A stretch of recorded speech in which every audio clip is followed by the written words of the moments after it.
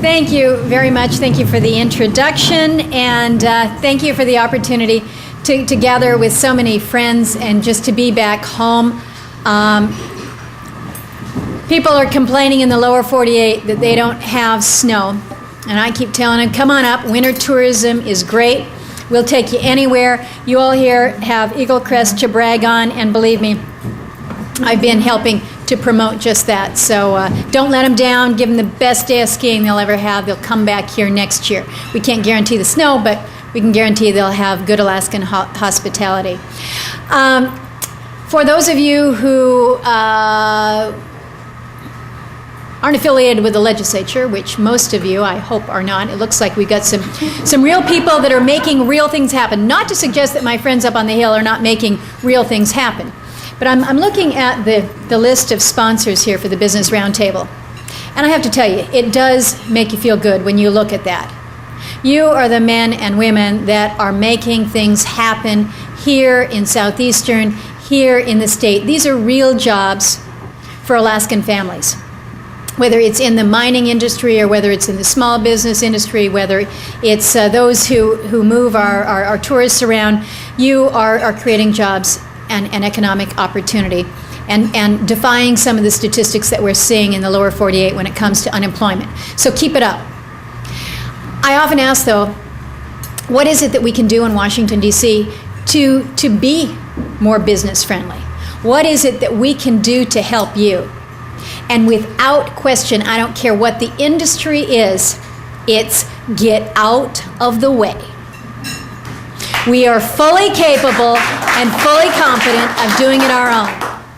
And I look, and we've got folks from mining, we've got folks from the cruise industry, we've got folks with Sea Alaska Native corporations. We know how to create jobs. We know how to build a strong economy. We've done it for decades, and some would say under some pretty adverse conditions. But now what is happening is that government that is supposedly, we're here to help, is the entity that seems to be blocking us at every turn. And it's real easy to pick on the EPA, but let's pick on the EPA for a second. When you think about the impact that these regulations coming out of one agency are having on a resource-rich state like Alaska, you have to wonder how we even get our day started. And it's not letting up. This is the problem that we're facing right now. If anything, what is happening is the level of regulations coming out of the EPA is stepping up. And I'll be very political for a moment because I can. I'm concerned that you've got an administration that is coming to the end of a term. Don't know whether they're going to be there for a second term or not. But they've got an agenda on certain issues. And so they're stepping up the level of regulations that are coming out. And we're seeing and feeling the consequences here with our local economy. Looking at John Binkley, who's sitting up here, and I don't mean to pick on the guys sitting in front, otherwise nobody ever sits at the front of the church, but when you look at the impact that the EP regs on air emissions may have on the industry and what it will mean to the local economy here in Juneau, in Ketchikan, where I'm going tomorrow, in Skagway, where I was supposed to be on Tuesday but got shut out by weather. It's something where the industry is looking at this and saying, how do we even compete up here?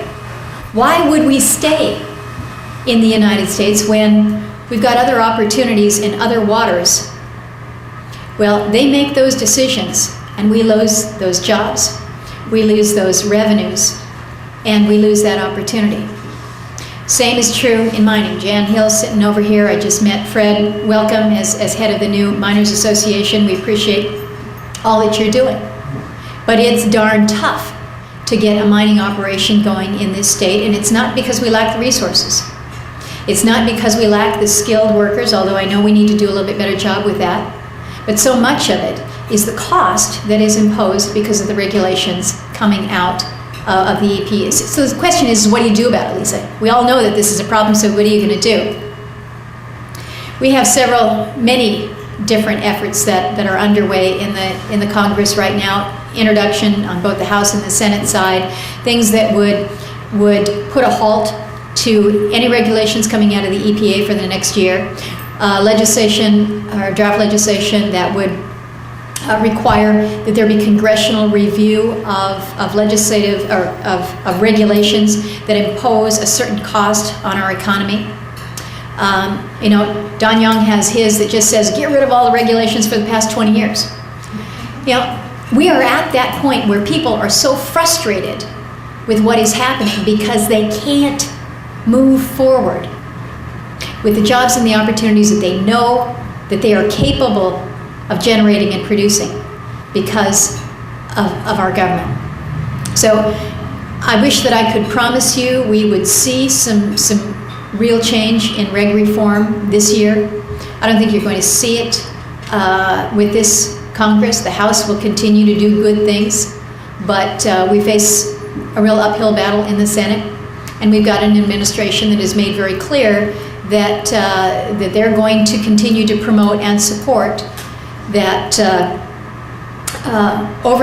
overreach, in my view, by the EPA into too many aspects of our industries and our sectors. Energy is what I talk about all the time. And as I travel around the state, there's not one community that I go to where it's not the number one concern coming out of that community. I was in Yakutat yesterday, and they're sitting there paying 54 cents a kilowatt hour. After PCE, it's 30 cents. Any way you cut it, 40% of their income is devoted to just staying warm, keeping the house warm, keeping the lights on. That's no way to be living. And Yakutat is no different than so many of the communities that we have here. Angoon, looking at, they're well over 50 cents a kilowatt hour. We've got our communities that are struggling to stay alive. And again, it's not because people don't want to live there. It's not because they don't have true connections. It's because of our energy costs. And when we think about what else we can do to build out our state, we're going to be limited every time we turn around if we haven't got the energy costs under control. We use the cruise ship industry again as an example. If you don't have the energy to allow them to find a solution for how they're going to stop their emissions when they're here in port, they're not going to be able to come to your community. And that's what they're facing right now. If a mining operation doesn't have reliable, affordable energy solutions available to them, it doesn't happen. Donlin Creek up north, an incredible resource, an incredible reserve, but they don't have a power source.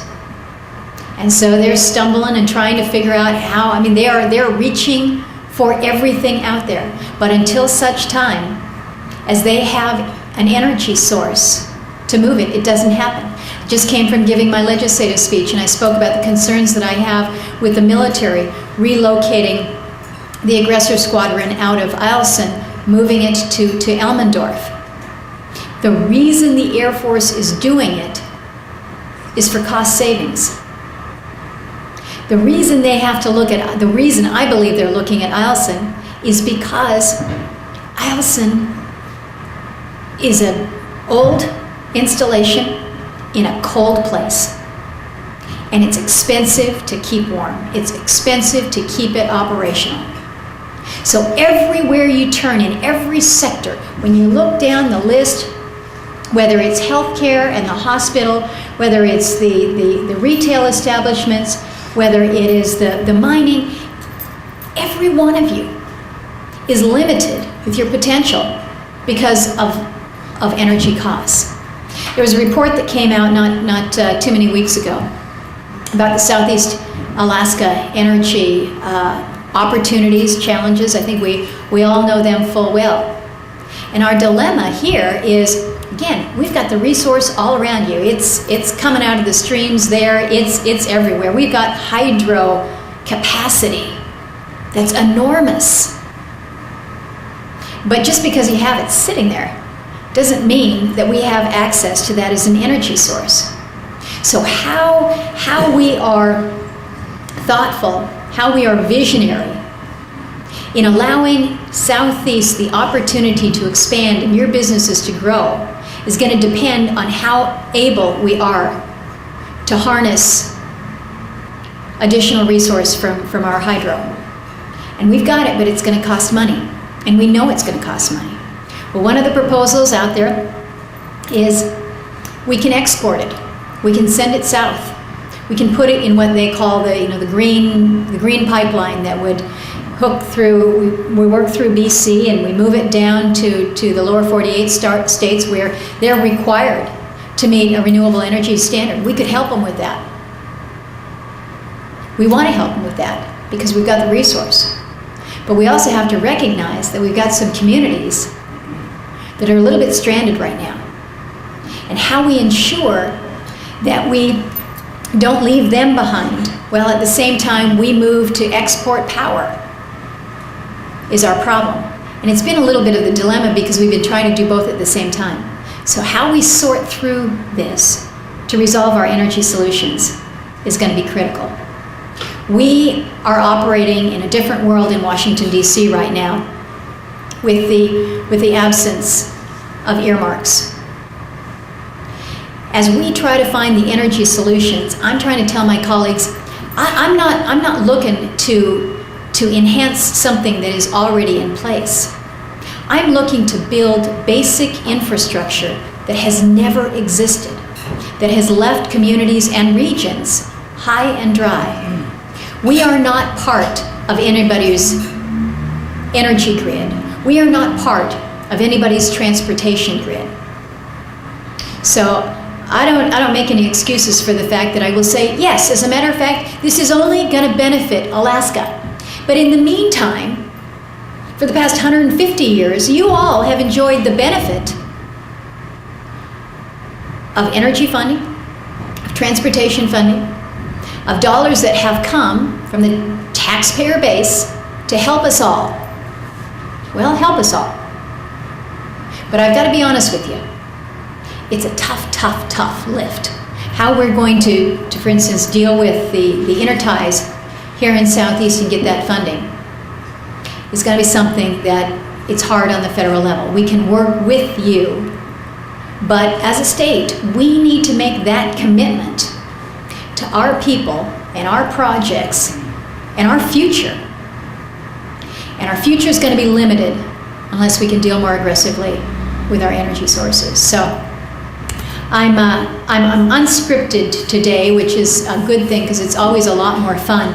I would like to go to some of your concerns, if I may, and spend more time addressing what may be on your mind rather than assuming that I know.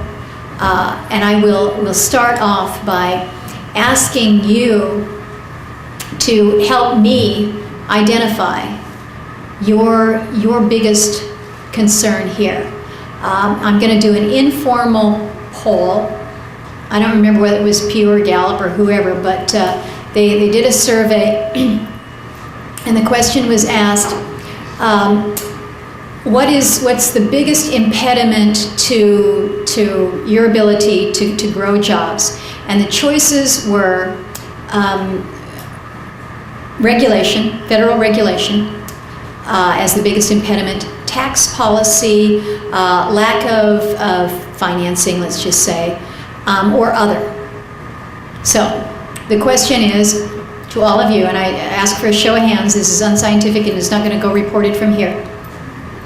In your business, in your industry, in your day-to-day world, is the number one concern tax policy right now? State or federal? Let's say both. Let's just say both. Okay. All right. And I guess I have to go to the first question, which is the obvious one. Is it federal regulation? Okay. And availability of financing. Okay. And other. Energy. Healthcare. Litigation. Good. Okay, let's start with the questions. All right, I'm ready. Senator, Sir, this isn't really a question. First, you're supposed to identify yourself, Don Kubley. I'm sorry. My name is Don Kubley. I'm president of Alaska International Marketing. I also today am wearing a couple extra hats. I represent a group called Alaska Independent Producers Association, CrossFit Producers Association, which is a new energy group from Prince of Wales all the way to Fairbanks. And also I represent Juneau, which is doing an energy project, as you know, every and more importantly, the hat I'm proudest of is being a fourth generation Alaskan coming from Ketchikan like you.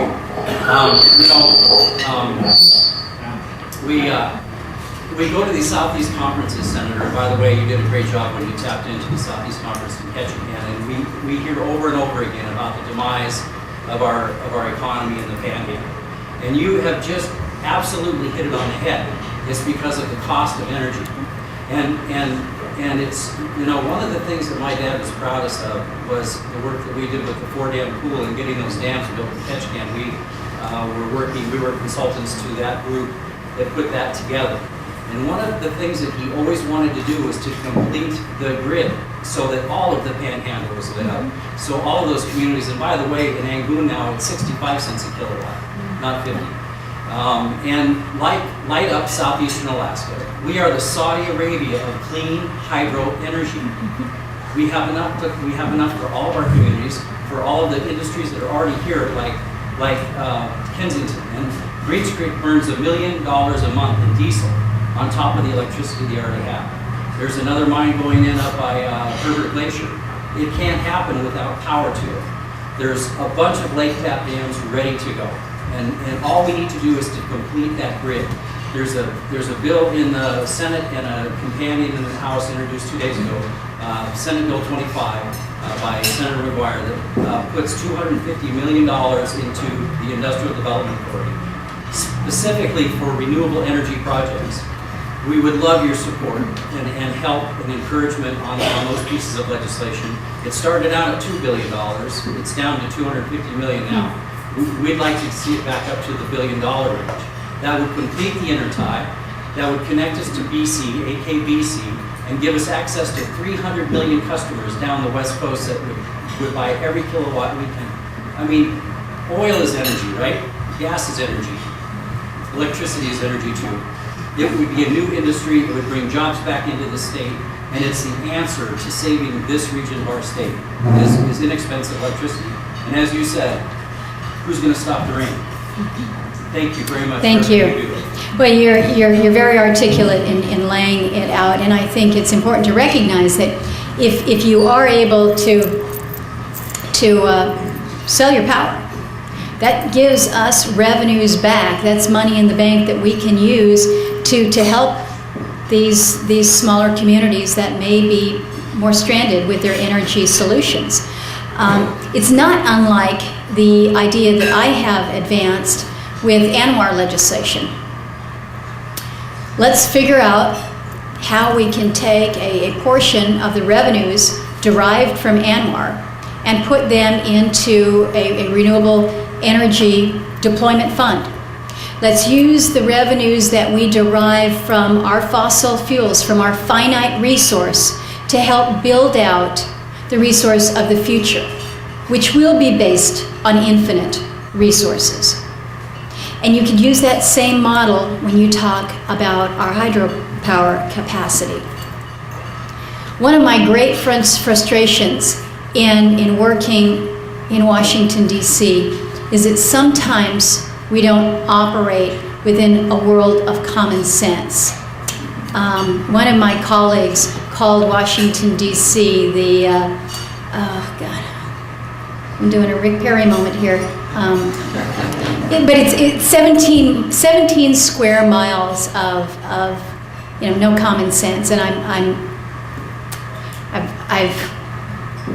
I've lost his line. I'll think about it later. I'll call y'all. But hydro is not considered a renewable resource. It's not considered a renewable resource. And maybe it's because we grew up, or I was born in Ketchikan, you were raised in Ketchikan, we're here in Juneau. Anybody that would suggest that water is not renewable just doesn't live in southeastern Alaska. And yet this is what we're dealing with. It is not considered renewable, and so it is not eligible for renewable energy tax credits. It's not eligible for some of the policies and proposals that have really helped to build out a nascent renewable energy industry within this country. So I've got a couple really good hydro bills that we've introduced in the Senate. One addresses the issue of it not being a renewable resource, but it would allow for additional assistance when it comes to the permitting aspect of it, a level of streamlining I think that is important. The hydro budget, or the hydro line item in the president's budget, was the only area in renewables that was decreased notably from year prior. And when I asked Secretary Chu about it at the Energy Committee hearing last week, he said, well, you know, hydro is mature technology. Well, you know, I suppose to an extent, yeah, it is mature. But look at what we have done here in this state with the Lake Tap Hydro, with some of the other systems that we have put in place. When you think about this as an opportunity for us to meet our energy solutions, we shouldn't be saying, well, you know, that idea has been around for a long while. We don't need to be a participant in that. We've got so much opportunity with hydro, but right now we've got a lot of folks that just don't get it. What they think of when they think of hydro, Hoover Dam, TVA, they need to come up here and they need to see how it is that we're able to produce our energy with minimal impact to the area, no impact to our fisheries, to our streams. You know, we do it right. We'd love to work with you on that. We are working. Let's make it happen. Thank you. Mr. Brown. Ben Brown, Commercial Fisheries Entry Commission. Very good to see you again, Senator. I wish we could go skiing this afternoon, but I don't think either of our schedules would permit that, unfortunately. I won't say a word. Fisheries-related question. There's been some calls from fishermen in the Pacific Northwest in the process of reauthorizing the Magnuson-Stevens Act to recompose the North Pacific Fishery Management Council to add more seats for Oregon and or Washington. And I just wanted to know what your thoughts are on that horrible idea and what we can do to stop it. You're an attorney. You know what you just did. It is a horrible idea. When you think about how the North Pacific Council under Magnuson-Stevens was built, there was groundwork that was laid. It was negotiated in terms of where those seats were going to be, and it made sense. It worked. I think it's a bad idea. I do not believe that we will see the Magnuson-Stevens reauthorized this year. It's just too much not going on to focus on something substantive like MSA. But that is something that we're going to have to use some political muscle to make sure that council does not get reweighted in a way that I think would be harmful to our fisheries up here. So we're keeping an eye on the ball there, and we need to be working arm in arm with you all as well.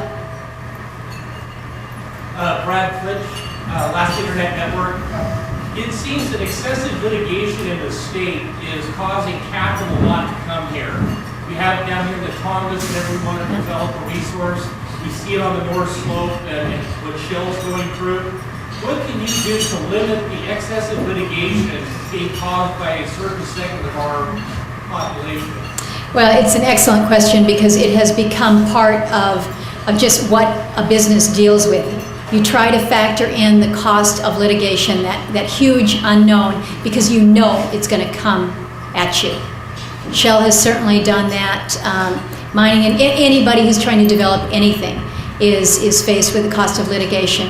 I have signed on to, and I'm a supporter of measure introduced in the Senate, and I can't remember the full title, but it's basically a way where we stop the it's public interest litigant law is what we talked about when I was part of the legislation.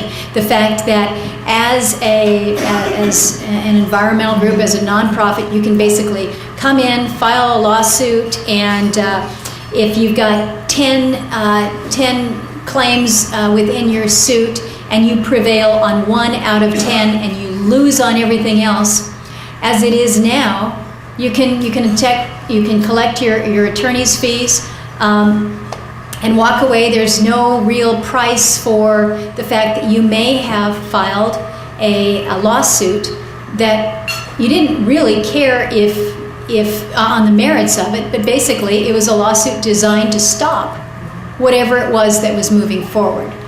And so it is truly reform legislation. I think it's important legislation. We see this play out to a very great degree as it relates to Endangered Species Act.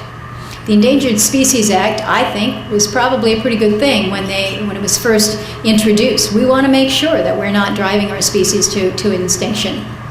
But what is happening now is that act is being used as a litigation tool, not to save a species. So we need to be looking seriously at legal reform measures and the issue of how a litigant can receive their attorney's fees, their costs, knowing full well that it was not about the policy, but was moving forward with an initiative that was designed to stop, designed to kill.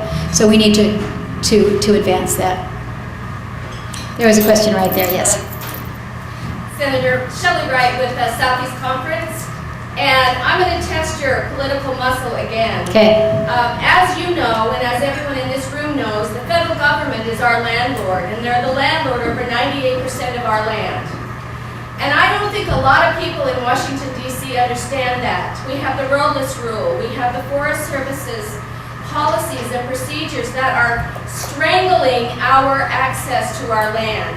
My question to you is, how do you think the best way for us to educate those people is to let them know that that might work for Washington and Oregon and California, but it just isn't working for Alaska?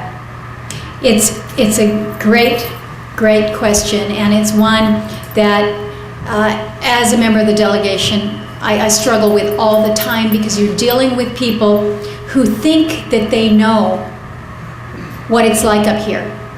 They know Alaska is rural, they know it's big, but they come from a big state. I didn't realize Pennsylvania was as big as it is. You start driving around, it's big. They think they understand rural, but their concept of rural is you take a small road off of a big road and you go through a small town and you go out the back end and it's a dusty small road, but eventually you always get somewhere. Here, there's no roads to begin with, so their concept is not something that even exists in the world that we live in. And so you've got people that have an understanding, a notion of where they're coming from, and they substitute it with an overlay on Alaska and say, I know what your problems are. They don't know what our problems are. I asked for a meeting with the president about 1.5 years ago. And I just wanted one-on-one. No staff. He had staff, but no staff. I went in armed with Alaska's weapon, and that was a map. It was a map that shows the disposition of Alaska's lands. And so you've got green is all Forest Service lands, yellow is the BLM lands, blue was the Park Service lands, purple was the wilderness and refuge lands. And I showed him this patchwork of land management in the state of Alaska. And his question to me was, well, so how do you make it work? Bingo! I think it was important for him to understand what it is that we deal with. Now, I'm not saying that he had the incredible aha moment and has since changed his idea about federal land management in Alaska. But it was an interesting lesson to me too, to be able to outline our challenges based on what we have in front of us, and a recognition that within these federal agencies, they don't necessarily work together. They may have similar conferences, or they may be sitting down at the same table talking about some of the issues. I was in Yakutat yesterday. I had Park Service on one side, I had Forest Service on another. These guys don't necessarily work or agree or talk together. They're on different missions. And it causes us to not be able to accomplish our mission as well, because they're oftentimes in conflict. It was important to understand that. But to go back to your question about, well, so what do we do about it? I think part of it is continuing education. And I know that sounds pretty trite and pretty easy, but most people have no concept of what it means to not have any private lands. When you say less than 1% of Alaska's lands are in private hands, people look at you like you didn't read the sheet right. And so when I go to the Senate floor to talk about an Alaska-specific issue, we always start with the Alaska map. And I was on the floor last week, and the overlay of Alaska on the continental United States. This was an issue talking about roads. And I said, behind this great shadow of Alaska are states like Indiana, Illinois, Missouri. There were like 9 of them. And I said, so just recognize what it would be like if you had no roads in Illinois, Indiana, Missouri, and it was like, whoa. But again, they think we're making it up. So the challenge to us is to just hit them with the hard facts. I think when we're able to bring people to Alaska, that benefits us. They see some of the distances that we deal with. I wish that we could do a better job of getting them out to our more remote communities. There's nothing like flying for 3 hours and not seeing a thing below you in terms of civilization, to kind of put it in context of the whole. So I ask all of you within your industries, be ambassadors for the state of Alaska. Explain to people what it means to not be able to access any of this. To not be able to harvest your timber, to not be able to take a hovercraft out onto an Alaska river. Work with us. I'm talking far too long, I'm sorry. My name's Eric Keefner, I'm a lawyer with Walker Banfield.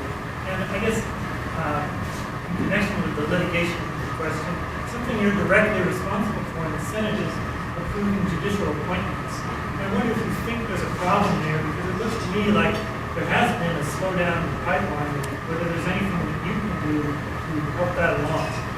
It's a good question, and I've kind of gone solo on this as probably the only Republican now that has said, I will not filibuster a judge. Now you always say there's extenuating circumstances out there. I haven't come across those extenuating circumstances with any of the judges that have come before me to this point in time. There are 3 separate but equal branches of government, and I'm very proud to be part of the legislative branch. But I also know that the judicial branch can't do its job if we don't advance the judges. And it's not our job to pick them. That's what the president is able to do. That's one of the perks. You know, I'm being a little bit flippant when I say that, but that's the president's prerogative. And I understand that there will be judges that come before me that I will not like. I will not will not like where they have come from, things that they have said, and I don't want to support them. And that's my prerogative. And I will vote against him. But if you can't get to the point where you have that vote, then what you have is the legislative branch blocking the ability of the judicial branch to do what it is that we expect them to do. And then we hear complaints that people say, well, it takes so long. Well, it takes so long because we don't have the judges there. I think the system is not a system that is working right now. And I feel like a lone voice in the wilderness there, but somebody's got to start it. Somebody's got to say, we should not be filibustering judges. If we don't like them, we should vote against them. We should encourage other members to vote against them, but we should not filibuster our judges. Thank you for your service, Senator. At the beginning of your presentation, you had mentioned that quite often Washington, D.C. believes that dollars that come to Alaska only benefit Alaskans, but what you might offer is the most recent state McDowell report. I'm sorry, I'm Marty Anderson on the Alaska Workforce Investment Board. 33% of our workers are from out of state, and I think the most recent survey shows that 44% of new hires are more local from out of state. So I would push back and say that the federal dollars that are creating our infrastructure are benefiting more than Alaska. Well, they certainly are, and again, are we not part of the United States? Aren't we all paying taxes? I guess that's your business. You don't need to share it with me, but I hope you are. But it is true. Now, those figures in terms of the number of Alaskans versus non-Alaskans working up north, I'd like to ensure that we see more of our Alaskans with these good career jobs. We're working on that one as well. But your point is very, very well taken. Senator, my name is Fred Perry. I'm the incoming executive director of the Alaska Miners Association. I just wanted to scale something for you from your Alaska map story. And that is, I got asked in Joint Resources yesterday, mining's healthy, profitable, should it build its own infrastructure? And I want to go to your map that's got the 9 states behind it with no roads in it. When you go to put a map like mine, like Donlin Creek in, you're talking $7 billion to get the gate open. You're talking building a 315-mile gas pipeline.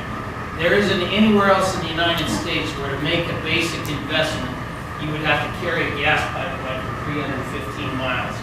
And that limitation, it's going to take some form of public-private partnership to pull those kinds of investments off. And our neighbor, British Columbia, her prime minister says she wants 8 or 10 new mines open by 2015, but she doesn't have the federal government in Canada blocking her every move. So Alaska is in such its infancy when it comes to mining. I mean, we're a historic state, mining since before the state began. But the last thing I wanted to close with was just to scale the resource. The state I came from, Wyoming, has essentially a smaller coal base than Alaska and produces 450 million tons. Alaska has one operating mine, Usabelli, and produces 2 million tons. The market for that coal is out there. It's China, India, Indonesia, etc. But until we have the infrastructure to get our resources to market, we're going to be thwarted in developing our state. So I just wanted to scale that blank map picture because that's a great mental image. That's good. I appreciate that, Fred, and I welcome you. You're clearly very knowledgeable on issues as they relate to mining. This is going to be important to our state. This is the one sector where we're seeing increasing job growth, and that's significant nationwide. Their average mining job in the state's $100,000 a year. Let the kids know that, but it is incredibly important. But I will add to what you have said only in that, yes, it's necessary, it's critical to build out that infrastructure. But again, if our federal regulations limit our ability to produce, even though we have the infrastructure, and the Usabelli project is a perfect example. they've got the opportunity to do a pretty significant expansion. They've got a market that is sitting there waiting. They cannot get the permits and the ability to do so at this point in time. They're dealing with emissions issues, but it's this expansion of this permit that makes them question whether or not they can move forward. Market's there, infrastructure is there, government's not. All the way. Darrell Brown, on behalf of Wendy Stafford, former mayor of Juneau, who wants to enjoy, we want to say thank you for your letter of condolences. Well, thank you for saying that. Wendy was a friend, he was a leader, and please convey my love to all the family. He was a good man, doing good things in a good town. Anything else out there? Kathy? I ask, how's your dad? Thank you for asking. Dad is doing fine. He, he's funny. I was going to say it's tough to retire. It's really not tough for him to retire. He and Mom are having a wonderful, wonderful good time. But retirement has not slowed down the brain power here. And they've been traveling. They've been down in Mexico and just kind of enjoying life. Well, they get back to the States, and he's now got TV. So he's watching all this stuff going on. It's like, oh my gosh, you guys got to fix that Keystone XL pipeline now. Oh my gosh, the House has moved Anwar for the 12th time, for crying out loud, get some fire under. So, he just wears you out. And that's a good thing. That's a good thing. They're doing well. They have lost none of their energy. There's 6 kids in the family, and we send around a little email chain saying, does anyone have any idea where Mom and Dad are? So that's good that they're enjoying life, but I'll let them know that Juneau sends their best. Marie. Mom is right there behind him giving him orders. But she's doing well. They're in good health, and it allows them to do what it is that they enjoy, and they're doing a lot of time traveling. Mom said, I hope you don't mind that we're not coming and visiting and kind of hanging out and spending time with the grandkids. She says, we just don't have a lot of time to do that. So they are enjoying a very wonderful stage in their life. They miss everyone back home. They love being here in the summer. They're here from about early May to, they put the boat up in about the end of mid-September. But they're hanging out in Wrangell. Beautiful little place down there on the beach. Go visit them. During the summer and the fall, they're up out in hunting camp outside of Delta Junction. And then when the weather gets a little bit colder, they go find someplace warm to tuck into. But life is good. My whole family's doing well, and again, that allows me to be able to do a better job working for all of you. So thank you for giving me the opportunity to share a little bit of time with you today. We'll keep working on things that build out Southeast. As a Southeast kid, I say born and raised here. I got web feet. My heart is a little bit soggy because I love this place. So thank you for letting me be here.